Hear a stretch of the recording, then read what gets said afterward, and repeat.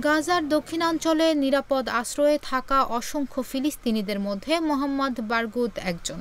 তবে গাজার রাফা শহরে ইসরায়েলি বাহিনীর হামলার পর থেকে আবারও পালাতে বাধ্য হয়েছেন তারা।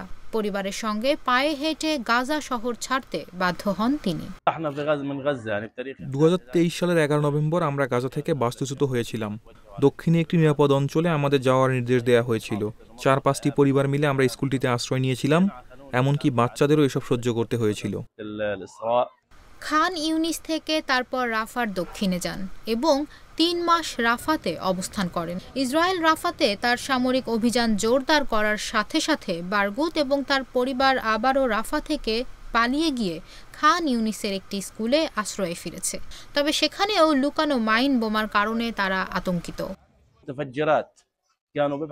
তারা মাইন খুঁজছিলেন। আমি ইংরেজি এবং ফরাসি ভাষায় পারদর্শী, তাই তাদের সাথে কথা বলেছিলাম। একজন ফরাসি বিশেষজ্ঞ আমাদের সতর্ক করেছিলেন, এখানে আপনি একটি রুমে, একটি অ্যাপার্টমেন্টে বা অন্য যেখানেই থাকুন না কেন, আপনি কিছু না করলেও হঠাৎ একটি বিমান হামলা আপনাকে আঘাত করতে পারে। গত বছরের অক্টোবরে ফিলিস্তিন ইসরায়েলি সংঘাতের পর থেকে লক্ষাধিক ফিলিস্তিনি উত্তর গাজা থেকে দক্ষিণের দিকে পালিয়ে গিয়েছিল। গাজা উপত্যকার উত্তরাঞ্চলের অসংখ্য ফিলিস্তিনিরা এ সময় গাজার দক্ষিণাঞ্চলকে নিরাপদ বলে মনে করত। অথচ এখনও এখানেও তারা ইসরায়েলি হামলার ভয়ে আতঙ্কিত, কারণ ইসরায়েলি বাহিনী রাফা শহরের দক্ষিণে তাদের অভিযান জোরদার করেছে। নিশা মাহমুদা, ইন্ডিপেন্ডেন্ট ডিজিটাল।